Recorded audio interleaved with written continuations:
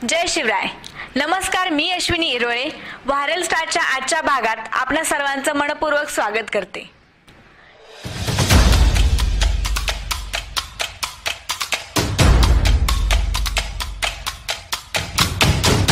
एक स्त्री कीर्तनकार ज्यांनी वयाच्या 5व्या वर्षापासून कीर्तन करायला सुरुवात केली.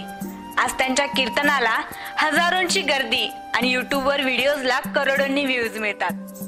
अशा पहिल्या स्त्री कीर्तनकार ज्या बिग बॉसच्या घरात गेल्या आणि संपूर्ण महाराष्ट्राला ते नाव ओळखीचे झाले.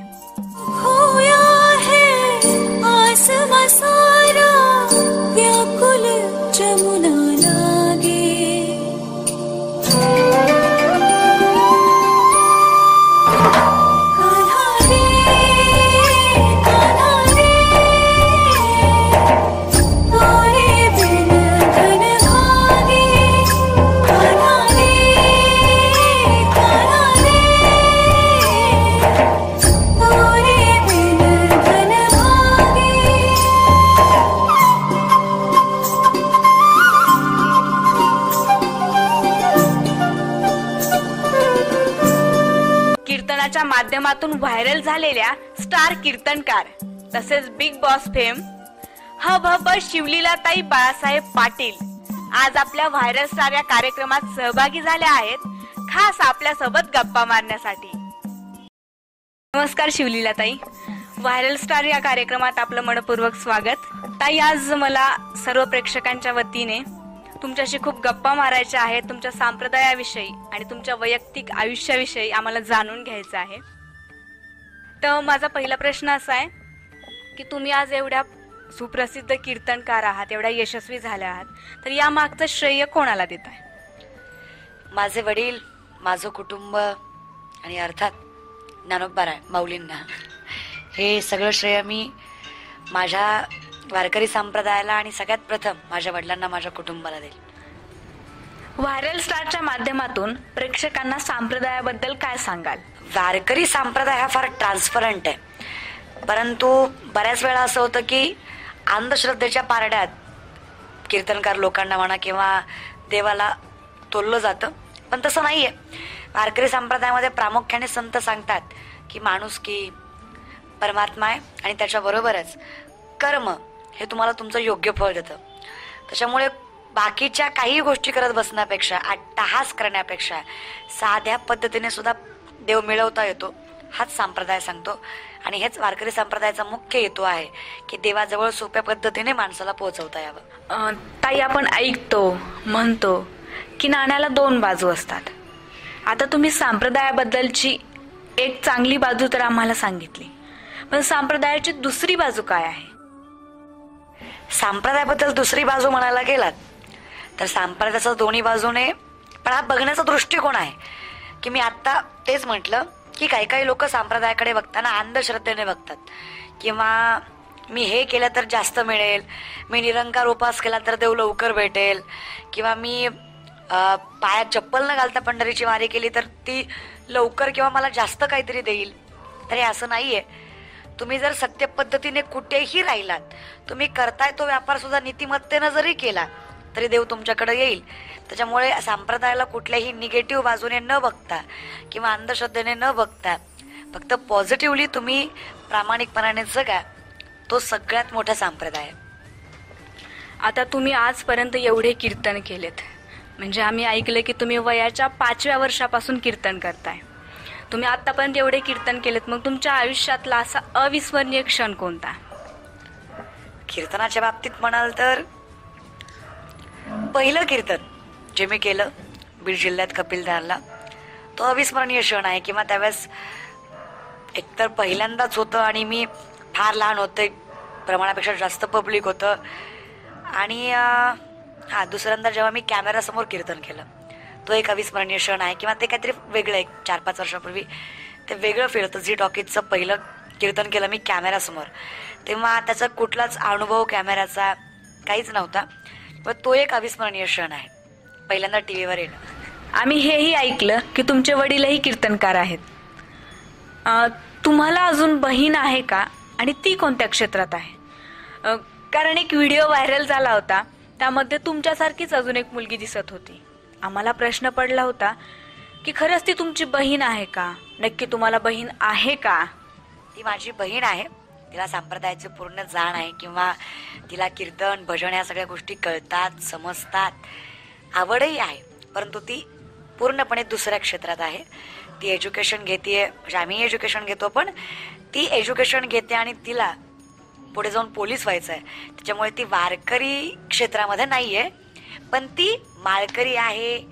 तिला हरिपाठ भजन या सगळ्या गोष्टी येतात, परंतु ती करत नाही, म्हणजे कीर्तन वगैरे करत नाहीये. आणि जो व्हिडिओ आम्ही वारीमध्ये जो आम्ही दोघी फुगडी खेळलो, तर ती माझी सख्खी बहीण आहे आणि तिला या सगळ्या गोष्टीतलं ज्ञान आहे, पण तिला आवड हे पोलीस होण्यामध्ये आहे. अरे वा. त्यांना व्हायरल स्टारच्या टीमकडून आणि व्हायरल स्टारच्या सर्व प्रेक्षकांकडून भावी वाटचालीस खूप खूप शुभेच्छा. तुमचे एवढे कीर्तनाच्या व्हिडिओ आहेत यूट्यूबला, त्या व्हिडिओज मी पाहिल्या, तर काही व्हिडिओजमध्ये अशा कमेंट होत्या की शिवलीला तू राजकारणात जा, तू ते खूप चांगलं करशील. तर त्या कमेंटवरून तुमचं राजकारणाबद्दलचं मत काय आहे आणि त्या कमेंट करणाऱ्याने तुमच्यामध्ये असं काय बघितलं असेल, कुठल्या हेतूने ती कमेंट केली असेल? आता कमेंट करणाऱ्याचा हेतू नाही सांगू शकत. कदाचित मी परखड बोलते किंवा काय माहीत, त्यांच्या माइंडचा प्रश्न आहे तो. पण माझ्या म्हणाल तर मला राजकारणात काही मात्र इंटरेस्ट नाही आहे. मला फक्त आणि फक्त कीर्तनात आणि कीर्तनातच आवड आहे. संप्रदाय सोडून मला वाटत नाही मी अजून, म्हणजे संप्रदाय सोडून शिक्षण आणि संप्रदाय या दोन गोष्टी सोडून, म्हणजे एज्युकेशन आणि प्रोफेशन या दोन गोष्टी सोडून मला वाटत नाही या दोन पलीकडे मी काही कधी करेल. राजकारण तर स्वप्नातही नाही, कधीच नाही. आता तुम्ही कीर्तनामध्ये एवढ्या यशस्वी आहात आणि तुम्ही बोललात की मी शिक्षण सोडून, तुम्ही आता एवढे शिक्षण घेतलंय आणि घेताय, पण अजूनही खेडेगावामधले काही लोक आहेत, त्यांचे असं मत आहे की बाईची जात म्हणजे चूल आणि मूल, बस एवढंच आहे. पण त्या बऱ्याच त्या जरी चूल आणि मूल करत असल्या खेड्यातल्या बायका, तर त्यांची खूप स्वप्न आहेत, खूप ध्येय आहेत. मग पण त्या स्वप्नासाठी त्यांना पूर्ण करण्यासाठी त्यांच्या कुटुंबाचा विरोध आहे. जर त्या बायकांनी तुमच्याजवळ येऊन त्यांचं मन इथं व्यक्त केलं, तर तुम्ही त्यांना मदत कराल का आणि कशी कराल? अर्थात पहिलं तर विचाराने, कारण आपण तेच काम करतो विचार बदलण्याचं.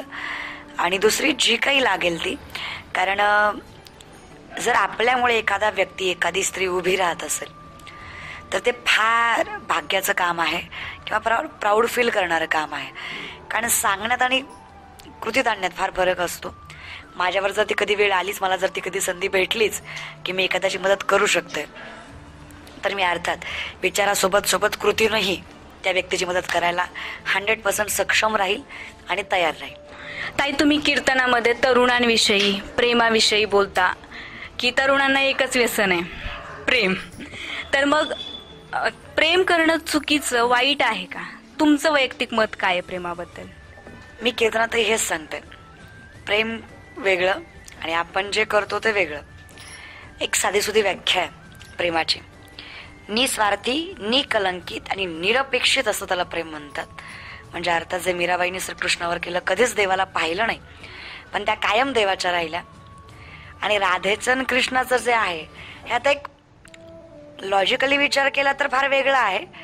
परंतु जर तुम्ही संप्रदायातून किंवा भागवतातून विचार केला, तर राधा 21 वर्षाची होती तेव्हा श्रीकृष्ण 5 वर्षाचा होता. राधेला जेव्हा नवरा होता तेव्हा देव रांगत होता. तर हे प्रेम फार वेगळं आहे. हे लॉजिकली नाही, मॅजिकली आहे. हे देवाच्या बाबतीत असू शकतं. आणि आपल्या प्रेमाचा विचार कराल तर आपण जर केलं तर आई वडिलांना सांगणं, आणि नाही ऐकलं म्हणजे नाहीच कन्व्हिन्स झाले, कन्व्हिन्स करण्याचा प्रयत्न करणं, शेवटपर्यंत करणं. नाहीच ऐकलं तर विनंती एवढीच आहे की घरच्यांना न दुखवता किंवा संस्काराला, कुठल्याही गोष्टीला, आपल्या चारित्र्याला कलंक न लागता, कारण हा समाज आहे, हा कुठूनही बोलतोच, त्याचा विषय नाही आहे, पण आपल्यासाठी ज्यांनी केलंय, मग त्यामध्ये आपले आई वडील, आपली फॅमिली, यांच्यासाठी ही गोष्ट कुठंतरी जे चुकीचं आहे, जे वासनिक आहे मराठी भाषेत, ते चुकीचं आहे. जे निस्वार्थी आहे ते बरोबर आहे. प्रेम चुकीचं नाही, वासना चुकीची आहे, स्वार्थ चुकीचा आहे. म्हणून प्रेमाला कुठेतरी कलंक आहे, बाकी काहीच नाही. तुम्ही बऱ्याच कीर्तनांमध्ये बायकांना पदरावरून बोललात, तर मी त्या व्हिडिओजला कमेंट वाचल्या की आम्हाला पदरावरून बोलते आणि स्वतः फेटा घालून जॅकेट टाकून फिरते. तर तुमचं याच्याविषयी काय मत आहे? प्रथम तो विनोद आहे. कीर्तनामध्ये विनोद करतो आपण, पण तरी सुद्धा त्याला एक शास्त्र आहे की लग्न झाल्यानंतर पदर घ्यावा. आणि असं काही नाही आहे, मी तो विनोद म्हणूनच बोलले होते, पण मी तर अशा मताची, आमच्या जनाबाई सांगतात, पदर डोक्यावर आहे ती नम्रता आहे, पण पदर खोचून बोलणं हा आमचा अट्टहास आहे. जोवर तुम्ही आमचं पदर डोक्यावर ठेवून ऐकतायत आणि जर ऐकून घेतलं तर ते योग्यच आहे, आणि जरी नाही ऐकून घेतलं तर पदर खोसून बोलायचीही आमच्याकडे ताकद आहे. तर कंबर बांधून कीर्तन करणं ही आमच्या काळाची गरज आहे, आणि पदर घेणं हे आमचे संस्कार आहेत. त्याच्यामुळे ते दोन्ही जपता आलं पाहिजे.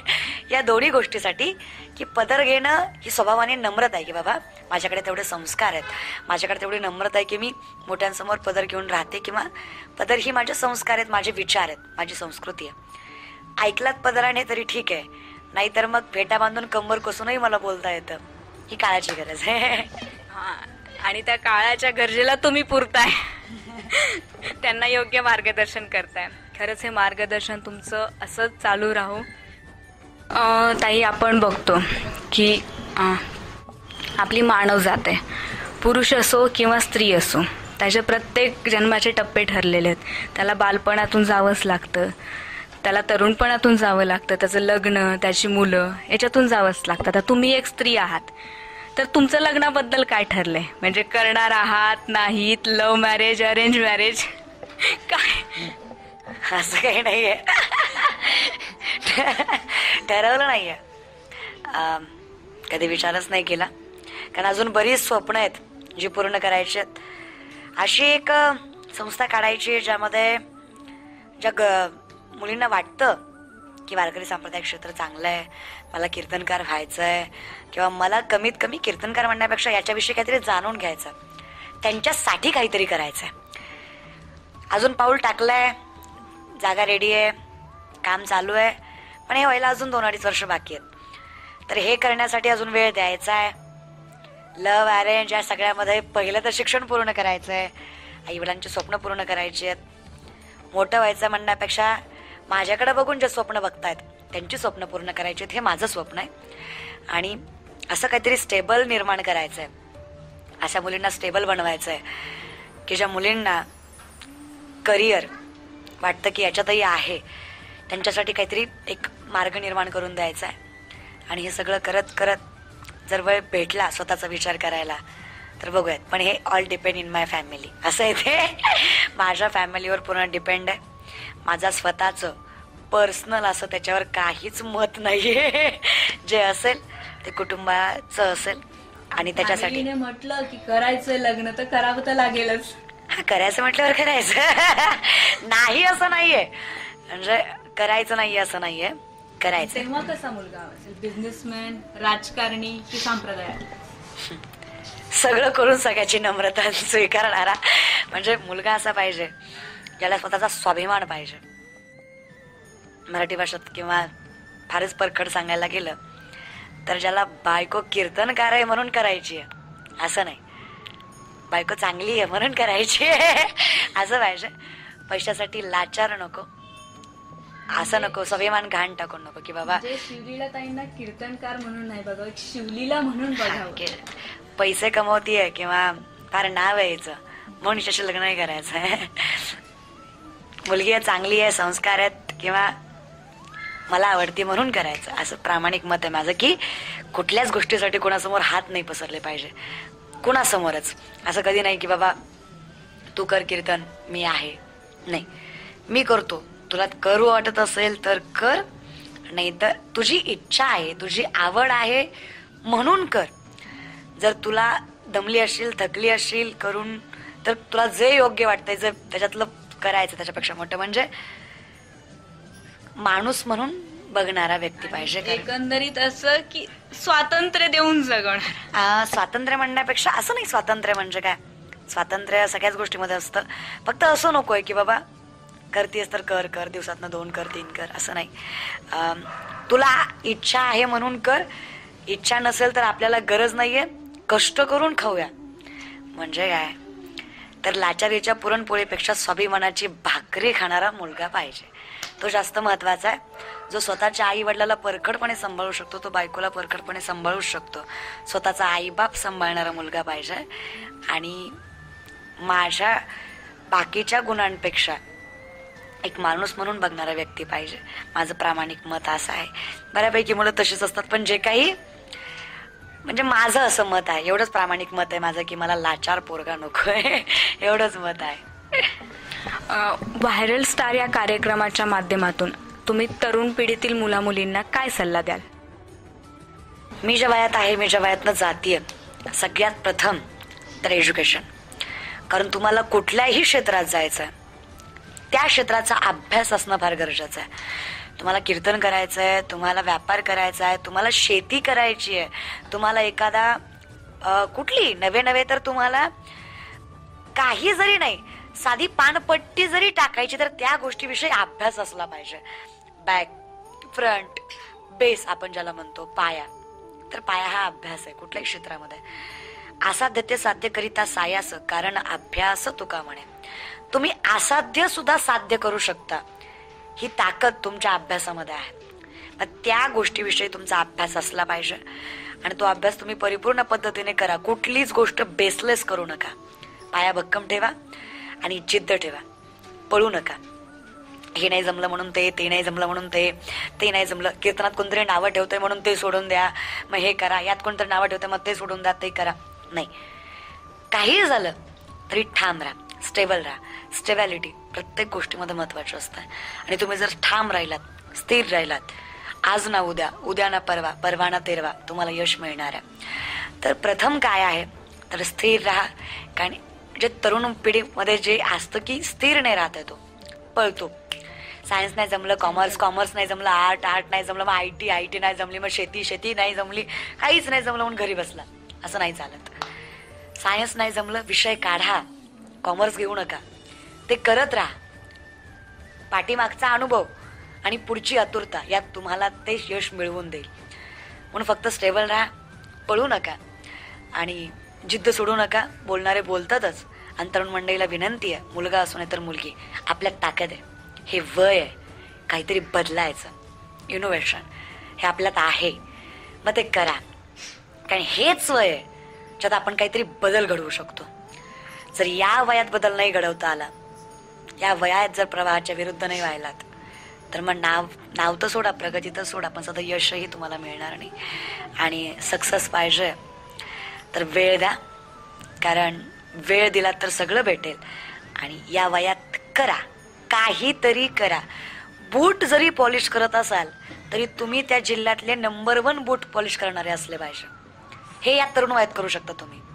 जे काय करायचंय ब्रँडेड करा, काही करा, कुठलीही गोष्ट करा, पण त्यात तुमचा एक स्तर असला पाहिजे, एक तुमची एक वेगळी क्वालिटी असली पाहिजे. आणि ते करा. हे वय आहे, या वयात काहीतरी वेगळं स्वतःच्या मनावर आपल्या आई वडिलांना प्राऊड फील करून देईल असं काहीतरी करा. म्हणजेच काय तर करा, एवढंच मला म्हणायचंय. शांत राहू नका, करत राहा. केल्याने होतं, हा सगळ्यात मोठा संदेश आहे.